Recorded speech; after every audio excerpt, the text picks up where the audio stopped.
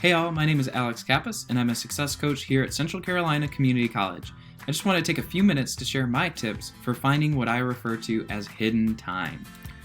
So, time. It's hidden, but always present. A lot of people I talk with say, you know what, Alex, I just don't have time to study. I would argue that you've got to make the time. You've got to chip away at your priorities and the structure of your week and your day to find the time. So, the first tip is get a handle on the big picture. First and foremost, remember why you're doing this in the first place. A lot of people lose a lot of time and productivity because they lack the motivation to stay focused and in it when they have the time. Next, you want to get a good handle on the big picture of your semester or the current block. If you haven't already done this, that's okay, it's not too late. You're going to want to map out every single assignment, test, paper, and quiz all into one place. This includes life stuff too, holidays, birthdays, all kinds of things that might take you away from studying, right? Break it down by week. This allows you to see your most stressful weeks and not simply rely on Blackboard, for example. All right, a couple examples. I like to use Word. I list out the weeks, I list out all of my classes and every assignment in order. I also like to color code the classes so that it keeps me organized. If you want to get fancy with it, you could certainly use Excel or Google Sheets. And in the YouTube description, I'm going to include a short video there if you want to learn how to do that on Google Sheets. Okay, next, map out your week. Tip number 2, you want to get a set schedule for yourself every single week, every single day. Especially because so many of your classes this semester are going to be online, you want to assign yourself regular days and times to work on particular classes. This will allow you to find the time and start to find that hidden time. For example, perhaps there's a break in between some of your responsibilities to review flashcards. Okay, so this is a quick picture of what that could look like in terms of a virtual version of your weekly schedule, where you block out the time and actually stick to that schedule. Next, you want to consider how you're starting and ending the day, what time you get up, what time you go to bed.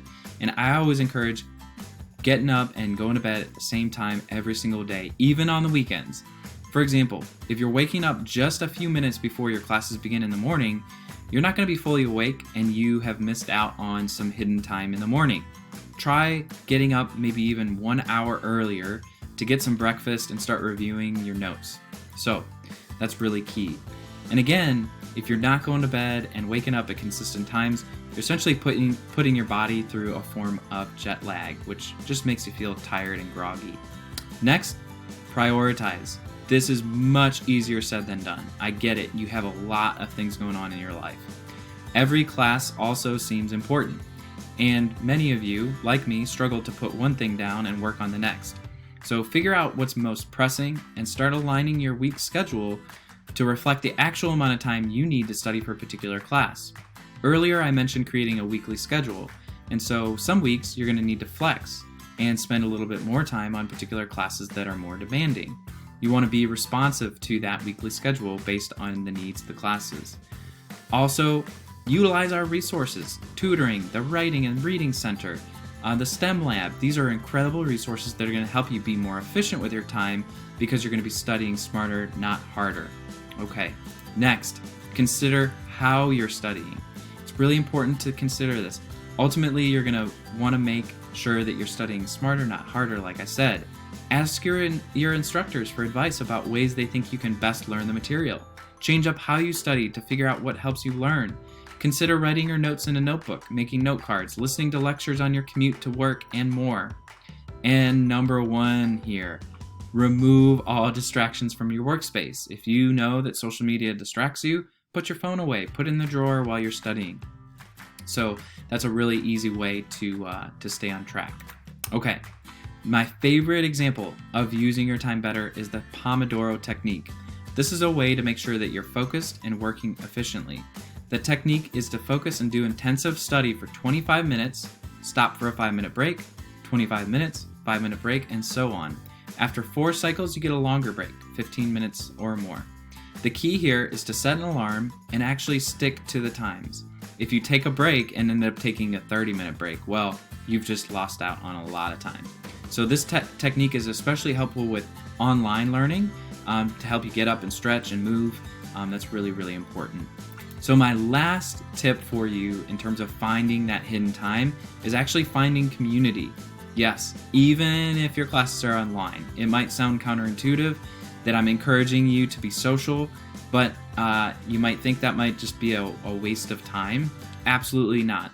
By having an accountability buddy in each class, you can actually help each other study smarter, not harder. Think about it. If your classes were in person, you'd turn to the person next to you to clarify questions that you have and get tips for how they're studying for the exam. An accountability buddy can also help you stay motivated. It's hard to move forward when you think that you're doing this alone. So just keep in mind, you've got other folks who are going through what you're going through, and try to stay in it. You've got to take the risk to reach out and establish those connections. All right, so to recap, get a handle on the big picture, map out your week, consider your sleep and wake times, prioritize your most difficult and pressing work, consider how you're approaching learning, and finally, build community in your classes. I can promise you, if you make all of these tips, take all of these tips, I guarantee you're going to find a lot of hidden time in your week. So thank you, and remember, the faculty and staff here at Central Carolina are rooting for your success. Please reach out. We're here for you.